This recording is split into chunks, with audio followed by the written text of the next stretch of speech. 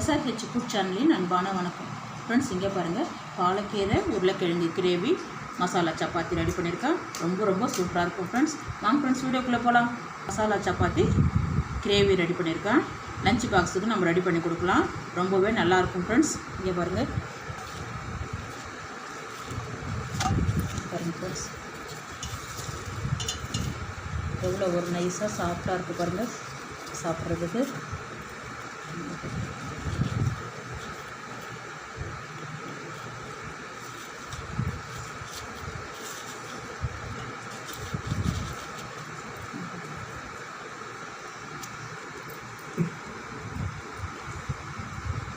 இந்த மசாலா கூட அப்படியே எடுத்து வச்சுட்டு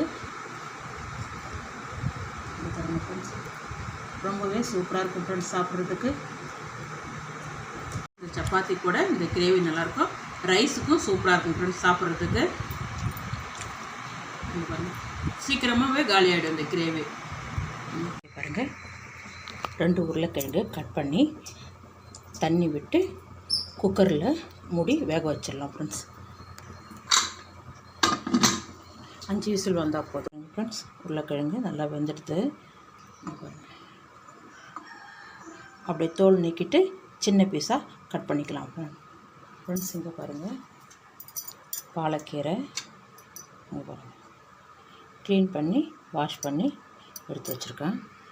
அப்படியே எல்லாமே பாத்திரத்தில் சேர்த்துடலாம். இங்கே பாருங்கள், 3/4 டம்ளர் தண்ணி அப்படியே சேர்த்துட்டு ஒரு 3 நிமிஷம் நல்லா வேகட்டும் ஃப்ரெண்ட்ஸ். மூட வேண்டாம், திறந்தே வேகட்டும். இங்கே பாருங்கள், ஸ்டவ் ஆஃப் பண்ணிவிடுங்க. கீரை நல்லா வெந்திருக்கு. தண்ணியை வடி வச்சுட்டு கீரை மட்டும் எடுத்து ஜாரில் சேர்த்து அரைச்சிடலாம் ஃப்ரெண்ட்ஸ். இங்கே பாருங்கள், 3 தக்காளி எடுத்துருக்கேன். நடுபாகத்தை கட் பண்ணி 2 தக்காளி அரைச்சிடலாம். 1 தக்காளி பொடிசாக கட் பண்ணி வச்சுக்கலாம் ஃப்ரெண்ட்ஸ். ஜாரில் சேர்த்து அரைச்சிடலாம். இங்கே பாருங்கள், சின்ன பீஸாக கட் பண்ணிவிட்டேன். 1 ஏலக்காய். இங்கே பாருங்கள், நல்லா நைஸாக அரைச்சிடலாம் ஃப்ரெண்ட்ஸ். இங்கே பாருங்கள், இது கூடவே ஒரு 4-5 முந்திரி சேர்த்து அப்படியே அரைச்சிடலாம் ஃப்ரெண்ட்ஸ். இங்கே பாருங்கள், நல்லா அரைச்சிட்டேன். இங்கே பாருங்கள் ஃப்ரெண்ட்ஸ், ஒரு குழம்பு கரண்டி அளவுக்கு எண்ணெய் விட்டுருக்கேன். எண்ணெய் கொஞ்சம் கூடுதலாக இருந்தால் தான் நல்லாயிருக்கும் இந்த கிரேவி. சோம்பு 1 டீஸ்பூன், கடுகு உளுத்தம்பருப்பு 1/2 டீஸ்பூன், சீரகம் 1/2, 1 காஞ்ச மிளகாய்.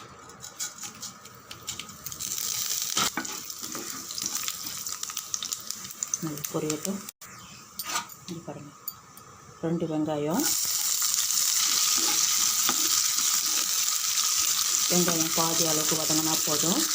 ஒரு 3 நிமிஷம் இந்த அளவுக்கு வதங்கினா போதும். 1 டீஸ்பூன் இஞ்சி பூண்டு பேஸ்ட்டு. நல்லா ஒரு 2 நிமிஷம் வதங்கிட்டு பாருங்கள், 1 தக்காளி, கட் பண்ண தக்காளி அப்படியே சேர்த்துக்குவோம். காஞ்ச மிளகாய்த்தூள் 1 டீஸ்பூன், மஞ்சள்தூள் 1/4 டீஸ்பூன் மஞ்சள்தூள் சேர்த்துருக்கேன். பாருங்கள், சன்னா மசாலா 3/4 டீஸ்பூன்.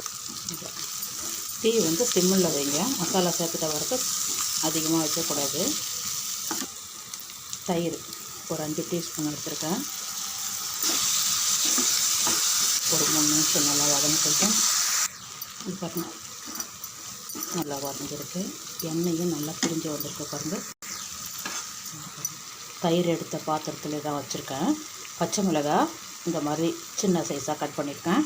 கருவேப்பிலை 1 கொத்து. ஒரு 2 நிமிஷம் நல்லா வதங்கட்டும். இங்கே பாருங்கள் ஃப்ரெண்ட்ஸ்,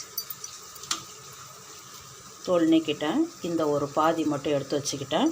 3 பீஸு கட் பண்ணி வச்சுருக்கேன். 1 பீஸு மட்டும் பெரிய பீஸு எடுத்துருக்கேன். சப்பாத்திக்கு நடுவில் வைக்கிறதுக்காக 1 பீஸ் எடுத்துக்கிட்டேன். இதை அப்படியே இந்த மசாலா கூட போட்டு இங்கே பாருங்கள், தூள் உப்பு. இந்த உருளைக்கிழங்கு இந்த மசாலா கூட இந்த உருளைக்கிழங்குக்கு மட்டும்தான் உப்பு சேர்த்துருக்கேன். ஒரு 3 நிமிஷம் நல்லா வதங்கட்டும் ஃப்ரெண்ட்ஸ். இங்கே பாருங்கள், நம்ம அரைச்சிருக்க தக்காளி விழுத நல்லா வதங்கியிருக்கு பாருங்கள். இது கூட சேர்த்துருங்க. அப்படியே நல்லா ஒரு 3 நிமிஷம் கலந்து விடுங்க. இது பாருங்கள், நல்லா வதங்கிருக்கு. இங்கே பாருங்கள் ஃப்ரெண்ட்ஸ், தக்காளி அரைச்ச ஜார்லேயே நம்ம இந்த பாலக்கீரை வேக வச்சது நல்லா நைஸாக அரைச்சிடலாம் ஃப்ரெண்ட்ஸ். அரைச்சிட்டேன். இந்த மசாலா கூடயே இந்த அரைச்ச பாலக்கீரையை அப்படியே சேர்த்துருங்க. பாருங்கள், எல்லாமே சேர்த்து வச்சு ஒரு 3 நிமிஷம் நல்லா கலந்து விடுங்க ஃப்ரெண்ட்ஸ். இது பாருங்கள், நல்லா கலந்து வச்சு ஒரு கட்டில் பாதி கட்டு தான் எடுத்திருக்கேன் பாலக்கீரை. இது பாருங்கள், ஜாரில் பாலக்கீரை வேக வச்ச தண்ணி இருக்குது இல்லையா, அந்த தண்ணி அப்படியே கலந்து இன்னும் கொஞ்சம் தண்ணி இருக்குது, அதுவும் சேர்த்துடலாம். இது பாருங்கள், நிறையா விடக்கூடாது, கொஞ்சமாக சேர்த்துக்குங்க.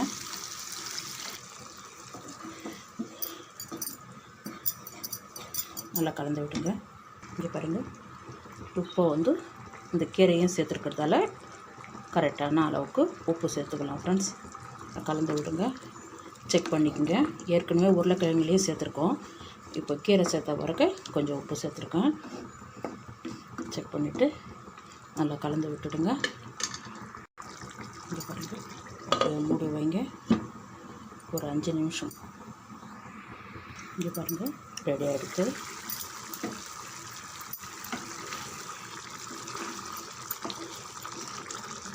அவ்வளோதான் ஃப்ரெண்ட்ஸ். சூடாக இருக்குதுன்னா நல்லா திக்காக வந்துடும். கரண்டி மாற்றி காமிக்கிறேன் பாருங்கள். உருளைக்கிழங்கு பாலக்கீரை கிரேவி. ஸ்டவ் ஆஃப் பண்ணிவிடுங்க.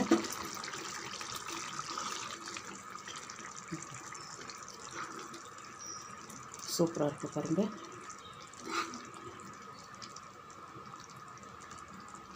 சப்பாத்தி கூட சாப்பிட்டா அவ்வளோ ஒரு சூப்பராக இருக்கும். நான் சப்பாத்திக்கு தான் ரெடி பண்ணியிருக்கேன். இங்கே பாருங்கள், வாங்க ஃப்ரெண்ட்ஸ் சாப்பிட போகலாம். ஃப்ரெண்ட்ஸ் இங்கே பாருங்கள், கோதுமை மாவு 2 கப்பு சேர்த்துருக்கேன். இந்த மாவுக்கு தகுந்த தூள் உப்பு 1 டீஸ்பூன், எண்ணெய் பாருங்கள், சர்க்கரை 1 டீஸ்பூன். அப்படி நல்லா கலந்து விட்டுட்டு தண்ணி விட்டு சப்பாத்தி மாவு அளவுக்கு ரெடி பண்ணிடலாம் ஃப்ரெண்ட்ஸ். இங்கே பாருங்கள், நல்லா கலந்துட்டேன். நார்மல் வாட்டர் தான், கொஞ்சம் கொஞ்சமாக சேர்த்து கலந்து விட்டுடுங்க ஃப்ரெண்ட்ஸ். இங்கே பாருங்கள், சப்பாத்தி மாவு நல்லா கலந்து வச்சுட்டேன். அப்படியே மூடி வைங்க, அரை மணி நேரம் நல்லா ஊறட்டும்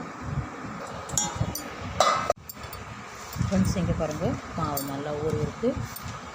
நம்ம சப்பாத்தி தட்டுறதுக்கு எந்த அளவுக்கு வேணுமோ அந்த அளவுக்கு ஒரு உருண்டை எடுத்துருக்கா பாருங்கள். கோதுமை மாவு தான் இருக்குது. சப்பாத்தி கட்டையில் தட்டிடலாம் ஃப்ரெண்ட்ஸ். இங்கே பாருங்கள், சப்பாத்தி தட்டிருக்கேன். இந்த அளவுக்கு இருந்தால் போதும். இங்கே பாருங்கள் ஃப்ரெண்ட்ஸ், உருளைக்கிழங்கு எடுத்திருக்கேன், நல்லா மசிச்சு வச்சுருக்கேன் பாருங்கள்.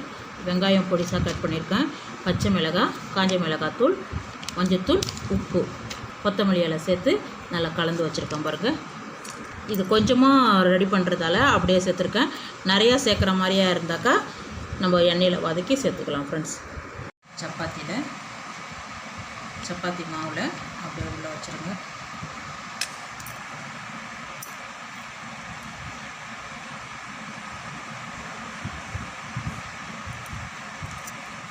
இன்னும் கொஞ்சம் கோதுமை மாவு மேலே போட்டு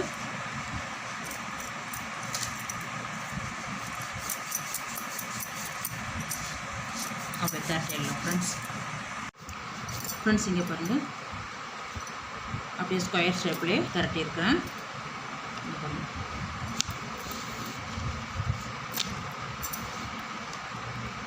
இதே மாதிரி எல்லாமே மீதி இருக்கிற மாவையும் திரட்டிடலாம் ஃப்ரெண்ட்ஸ். வச்சுருக்கேன் பாருங்கள், நம்ம திரட்டி வச்சுருக்க சப்பாத்தியை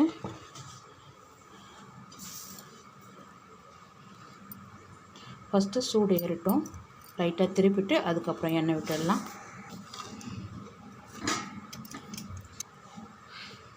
இங்கே பாருங்கள், அப்படியே எண்ணெய் விட்டுடுங்க. தீ வந்து மீடியமாக வைங்க.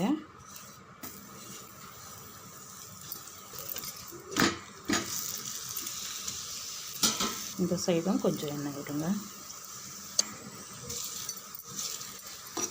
2 சைடும் மாற்றி மாற்றி திருப்பி போடுங்க. நல்லா செவந்து வரட்டும். பாருங்கள், நல்லா புசு புசுன்னு எழும்பி வருது பாருங்கள்.